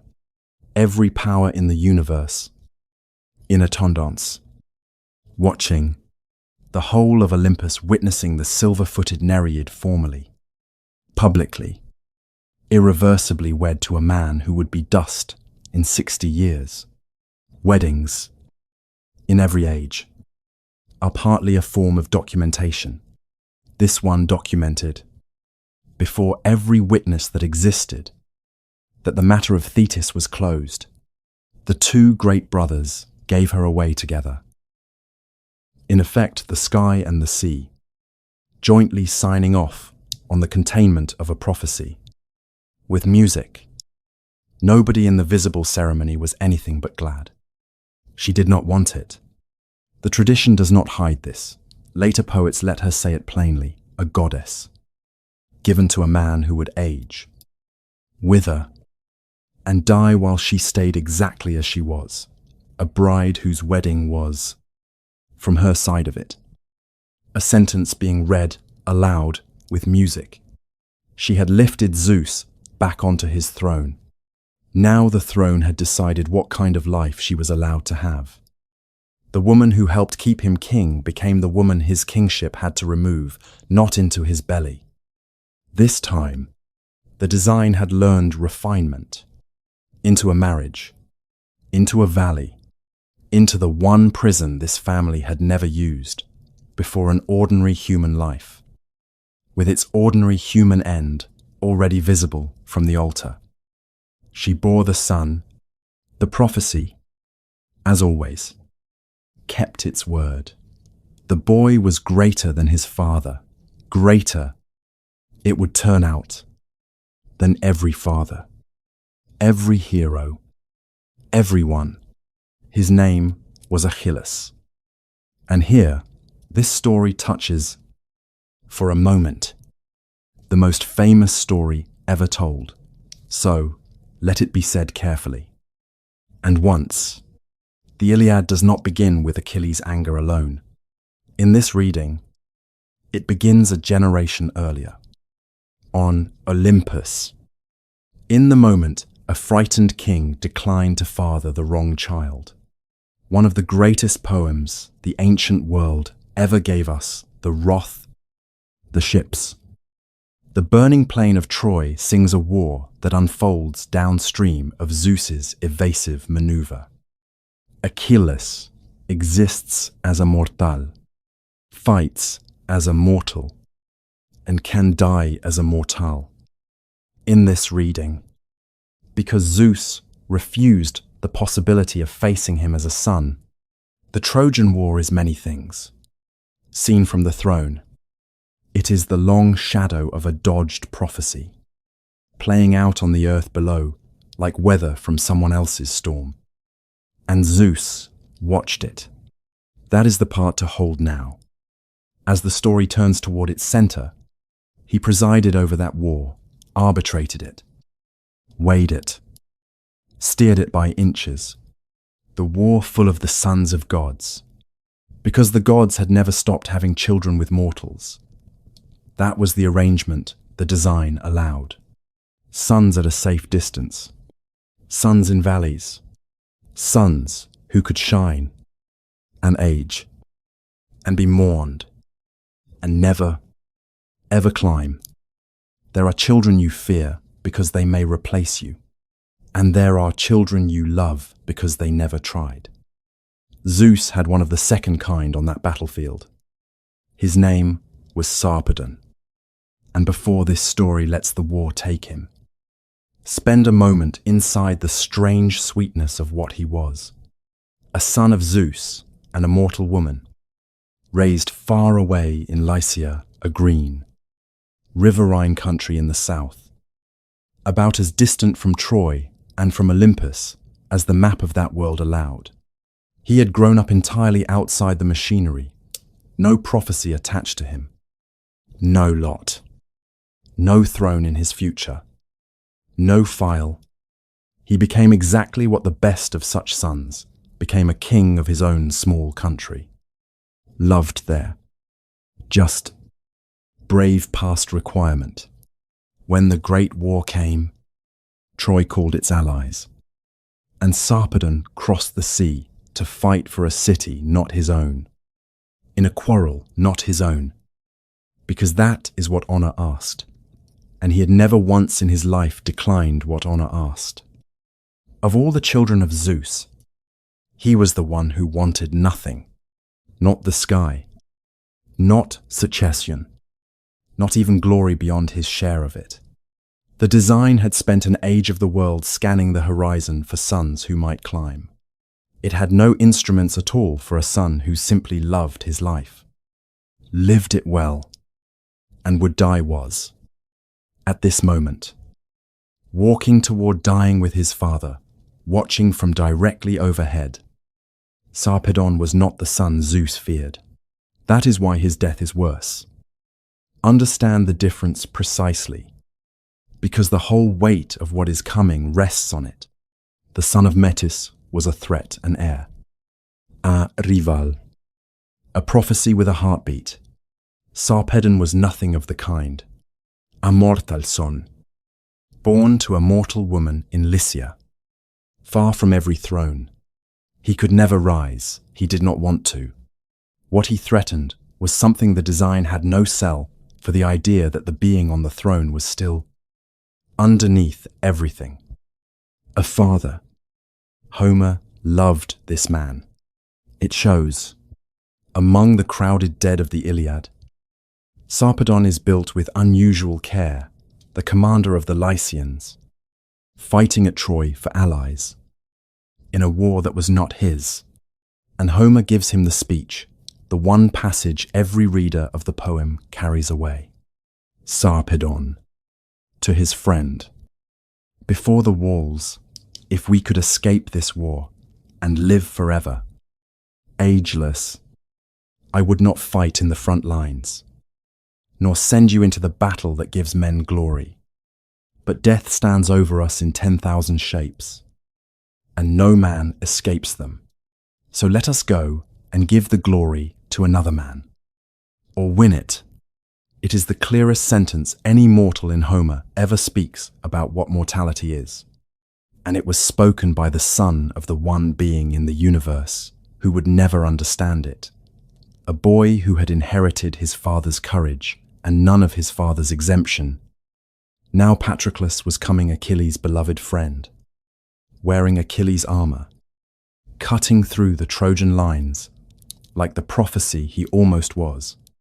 And on Olympus, Zeus looked down and saw the paths converging, Sarpedon moving to stand, Patroclus arriving like weather. He saw the outcome. He was the outcome. Fate ran through his hands. It was measured on his scales. His son had a few minutes left. And the king of the gods began to speak. Homer gives him the words. And there are few moments in ancient literature quite like them, because they are the words of neither a king nor a god. Ah me, he says, the untranslatable groan, the sound that comes before language. Ah me, that it is destined, that the dearest of men to me, Sarpedon, must go down under the hands of Patroclus, and then to Hera, of all beings, to the wife, to the woman, hanging in his memory with anvils on her ankles, he says the unsayable. He says, my heart is divided. He says, shall I snatch him up, still living, and set him down far away, in the rich land of Lycia, or let him fall? Stop. Do not let the familiarity of stories carry you past what just happened. The design spoke first, that is destined. Must go down, the language of the scales. The throne talking to itself as it had talked for an age. And then something underneath the design put its hand up through the machinery. Shall I take him out? The king of the universe, the author of the world's unbreakable order, said out loud, in council, to a witness, I could break it. I could reach down through everything I have built, through fate itself, and lift my boy off that plane, and set him somewhere green, alive. For the first time in this entire story, Zeus speaks like a father before he remembers he is a king. And for one suspended moment, the whole architecture holds its breath, because he could. That is the terror and the beauty of the moment. It is not a wish. It is an option. The hand that threw Typhon out of the sky can certainly catch one falling sun. The logistics are nothing, a reach, a lift, a boy waking up confused in the grass of his own country, alive, smelling the rivers of home. Every earlier tragedy in this family happened because power failed. Uranus's wall broke. Cronus's stomach opened. Here, at last, stands the perfected version power that cannot fail, contemplating, for the length of one heartbeat over Troy, its first act of mercy. Believe him, this is not a performance for the court. There is no court. Only Hera. And no king performs weakness for Hera. The want in the sentence is real. And it is enormous. And for the length of that heartbeat, every possible future exists at once.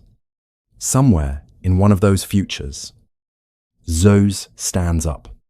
The scales drop from his hand. He comes down through the weather of the world like the answer to every prayer ever misaddressed to him. And the whole grinding structure of law and lot and destiny develops.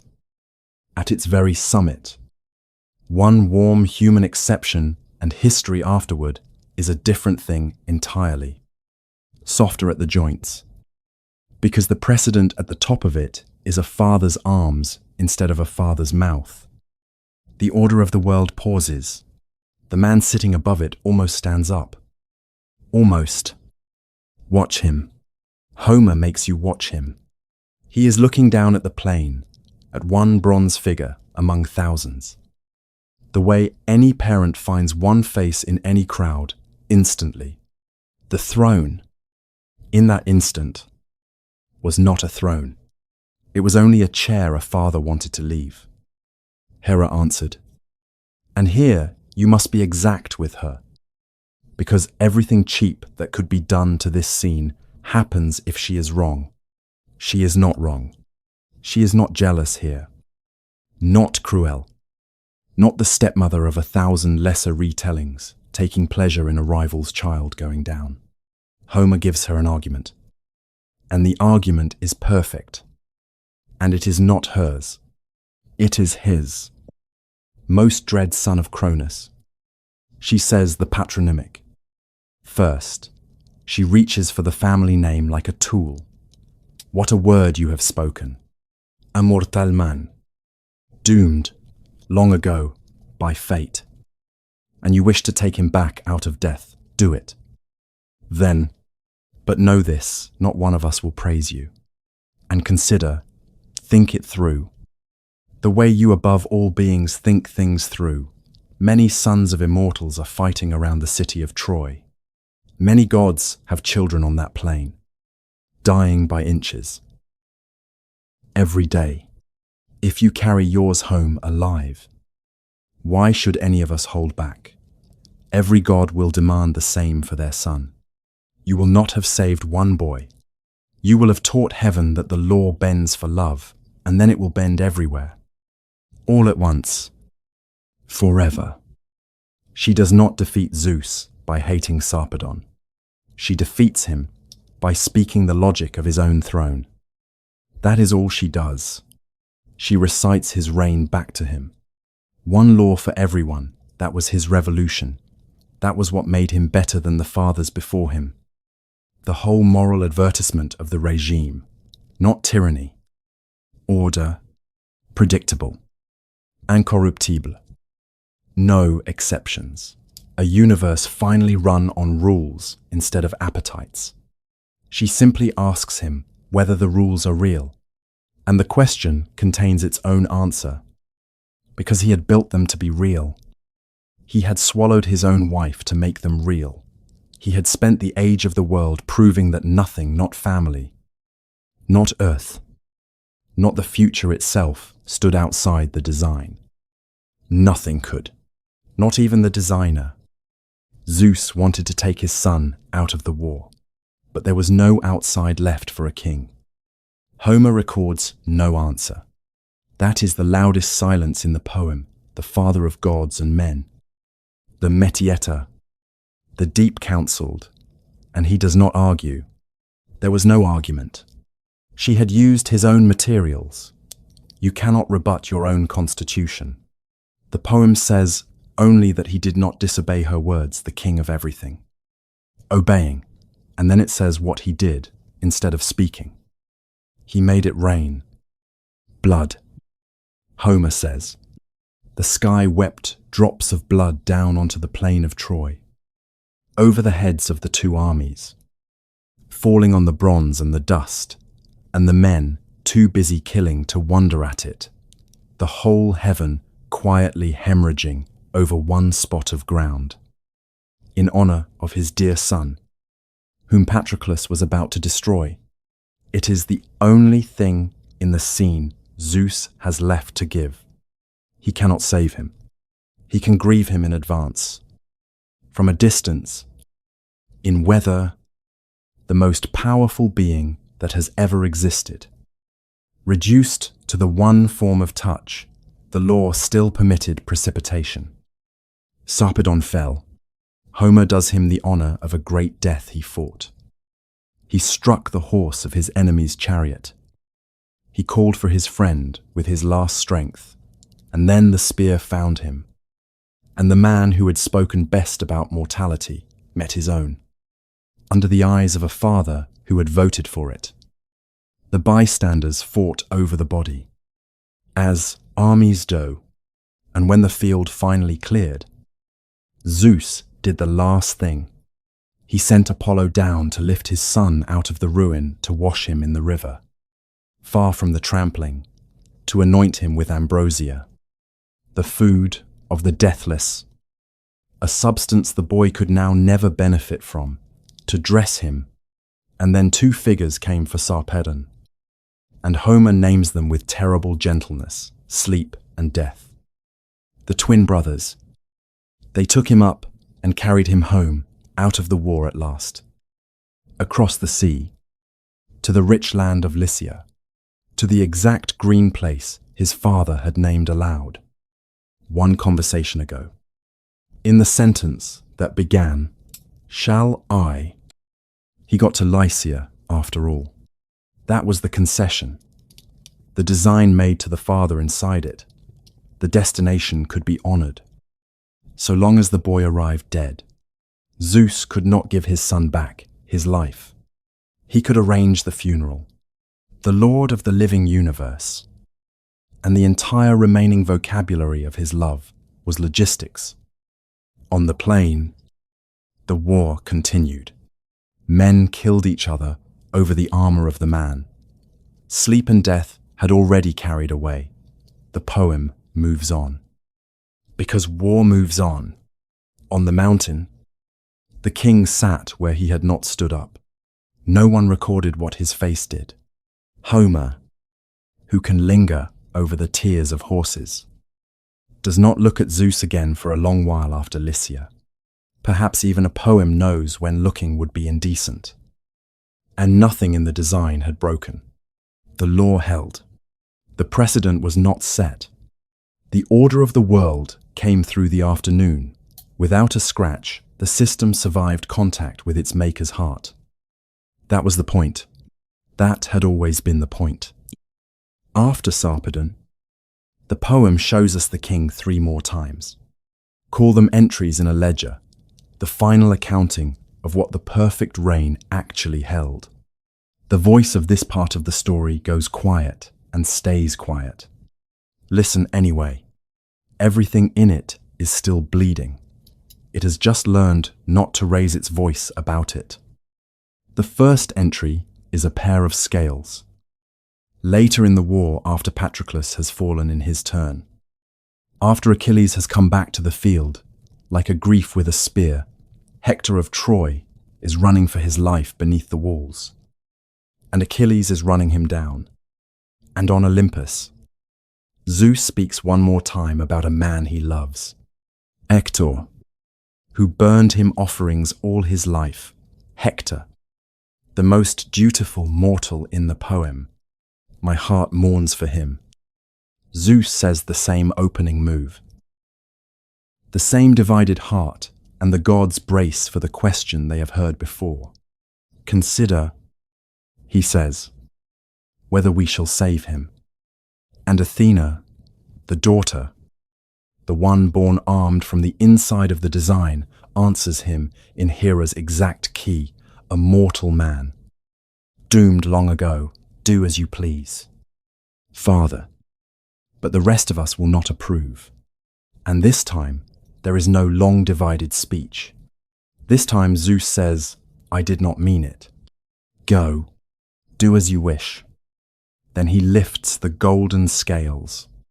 Homer slows the verse down to watch the father stretched out the golden balance, and set in it 2 fates of death that lays men low, one for Achilles, one for Hector, breaker of horses, and grasped it in the middle, and raised it, and Hector's day of doom sank, went down toward the house of the dead, and Apollo abandoned the running man. On the plain below, a god stepped away from a mortal's shoulder, like warmth leaving a room. And Hector, who did not see the scales, who could not have imagined them, felt something change in the air of his last morning. The spear arrives a few dozen lines later, but the death happened here, at the top of the sky. In a measurement, Sarpedon at least got weather. Hector, whom Zeus loved as much as any mortal in the poem says so, twice got procedure. Look at what the scales are. Now that you have watched Sarpedon, the king of the universe does not decide fate. He weighs it. He performs a measurement whose result he must then watch come true. The first time, over Sarpedon, he spoke his heart before submitting.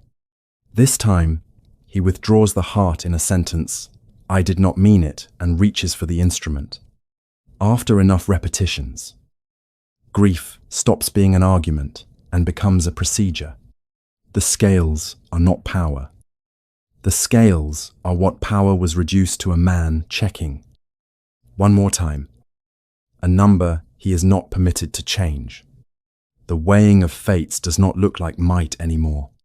It looks like the habit of someone who has learned not to stand up. The second entry is a pair of jars. The image comes at the very end of the Iliad, and Homer puts it in the mouth of the one speaker who has earned it. Old Priam, king of Troy, has crossed the night battlefield alone to beg Achilles for the body of his son Hector, and Achilles, the killer, the son of Thetis, the boy who exists because Zeus refused to father him, looks at the old man and speaks the deepest sentence. anyone in the poem speaks about the god above them both. There stand two jars. He says, on the floor of Zeus's house, one filled with evils, one with blessings.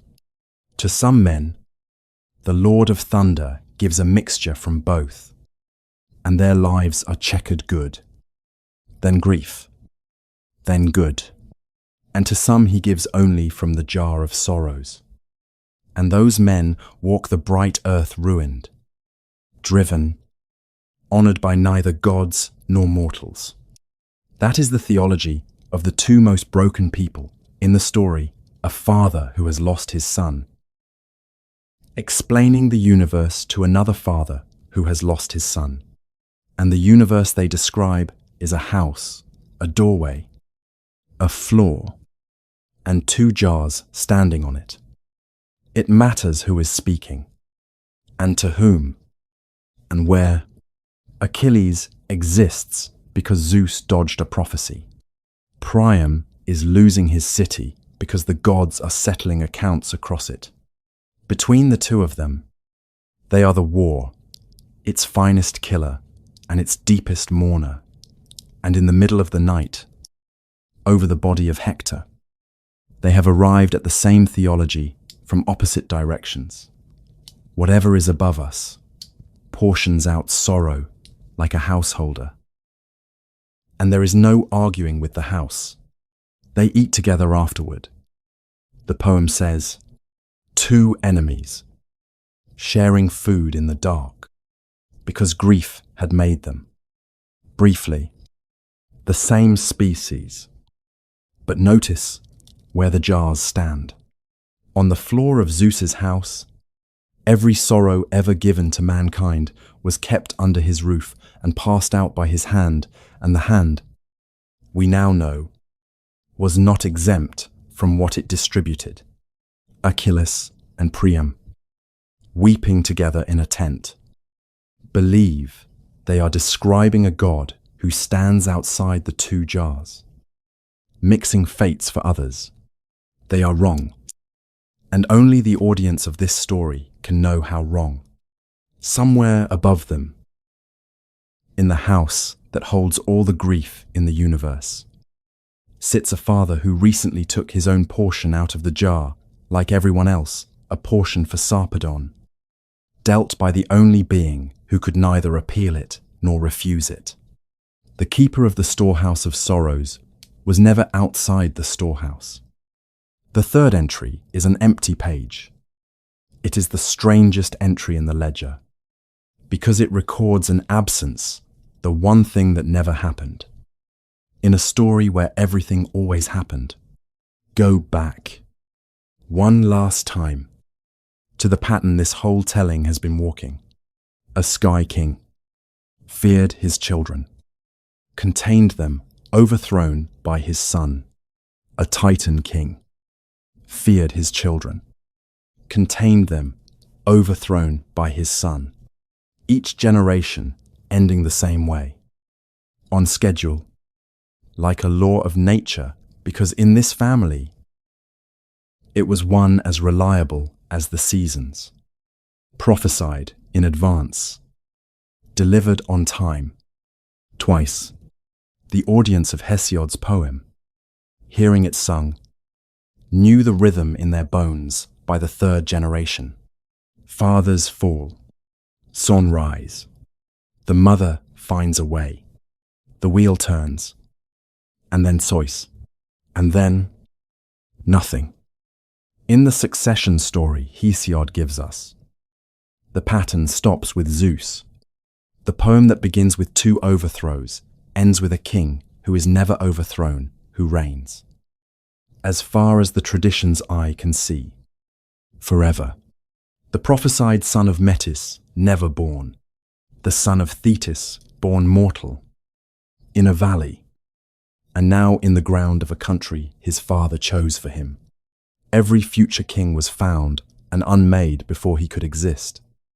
The oldest cycle in Greek myth, the wheel of fathers and sons, this dynasty was built on. The one word this story has refused to say until now. because Zeus spent the whole of it refusing to say it too ends here. He broke it after all, in the only direction it could be broken. Not open, shut. And now weigh what that victory holds. Entry against entry. The way he weighed fates. To be never replaced is to be never relieved. No heir means no rescue, no younger strength coming up behind the throne. No hand to pass the watch to. Not ever. The scales. Forever. The jars. Forever. The watch. The pit. The eagle flying out each morning. Forever. The dinner table with its documented smiles. Forever.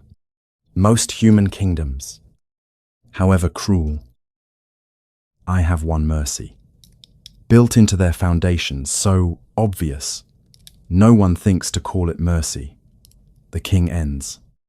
The reign ends. However it went, it ends. And someone else carries it. Zeus built the only kingdom without the mercy. Uranus was freed from kingship by a sickle. Cronus was freed by a drink. Zeus made himself the first king in the history of existence for whom there would be no such release, because release, in this family, had only ever come through a door called a child. And he had spent his whole magnificent reign making sure that door could never exist again. The others were overthrown. He was sentenced, and you could read the sentence in his own poets, if you knew where to look. They kept calling him the Father of gods and men. It is his most constant title after the wisdom one. Father, a house full of gods, a world full of half-mortal sons in valleys, a title on every tongue, in every prayer, and in the one sense that had ever mattered to this family, in the sense of the future, of the one who comes after, of the small hand. The crown eventually passes to no one. The most prolific father in mythology, arranged, with perfect success, to be the last of his line that would ever matter. His grandfather feared the child outside him, and the child came. His father feared the child outside him, and the child came. Zeus ended somewhere colder than either of them, with no child left who could become a future. And understand one final time, because the story insists on fairness, that the world below him genuinely was saved. The harvests came, the oaths held, the ships crossed on seas that kept treaties, under a sky that kept its temper, in a cosmos that had not once, in the whole age of his reign, threatened to end. Generations of mortal lives, brief and unaware, lived out their portions in the shelter of his sleeplessness. The perfect reign was not a lie. It was a purchase. The world got the order. He got the watch, the last of the swallowing kings. Sitting above the world he saved. In the house with the jars in it holding scales, holding the sky, holding everything. Forever. And nowhere in all of it, not in the halls, not in the vaults, not at the bottom of the deepest cell, one single door he could ever again afford to open. Now step out of the sky and stand where you actually live. You have been watching this story from above, from the safe distance of 3,000 years. Close the distance. Perhaps that is why this story kept surviving for 27 centuries, not because anyone was worried about titans, but because its keepers recognized it. And the recognition works in one direction only, not downward. At monsters, inward. Everyone fears becoming their parents. You have felt it in a doorway, in an argument, in the sound of your own voice, saying a sentence you swore you would never say. And almost everyone survives that fear the same way, by watching for the failure. We check ourselves for their tempers, their absences, their weaknesses, for the old shape showing through. As long as we do not see it, we believe we are free of it. Zeus is the story of the version no one watches for. He did not inherit his father's failure. He inherited his father's problem, and he solved it. Everything in him that came from the mouth arrived improved. The fear became foresight. The wall became law. The swallowing became the poets, said it for 3,000 years. Wisdom, the inheritance, did not show through as weakness. It showed through as competence. And competence is invisible. Because competence is what everyone praises. That is the version worth being afraid of. Not that wisdom is false. Nothing in this story says that. The horror is that wisdom, in this story, arrives carrying someone else's silence. That order, in this story, has a swallowed voice inside it, still giving good advice. That the strongest, calmest, most reasonable structures in a life can be built out of the very fear they were built to answer, and that when they work, when they truly work, no one will ever call them fear again. They will be called maturity, boundaries, peace. So before this story lets you go, it asks you the only question it was ever building. What have you perfected so completely that no one, not even you, can live outside it anymore? Do not answer quickly. Zeus could not have answered at all. The child from the cave believed to the end that he was the one who got out, and he was. That is the truth. And no verdict in this story is allowed to erase it. He got out of the mouth, and he won the war, and he freed the buried, and he built the only world in his family's history worth living in. Every accusation you could file against him is also read from the other side. A description of the age of order he gave the universe. That is why no court can touch him. That is why this story never tried. He just never found the way out of what getting out had taught him. If this shadow stayed with you, stay with Catheoria and subscribe for the next story. We follow mythology until the old stories begin to recognize us. And now, one last image. Crete still keeps caves for this story. Travelers stand in their dark hollows. The place is shown for centuries as the hollow where the guards once drowned out a child's crying, and they take pictures and they leave. The mountains keep no noise now. They do not need to. The child they hid succeeded so completely that there is nothing left in the universe to hide from, and no one left outside to hide him. This shadow belonged to Zeus,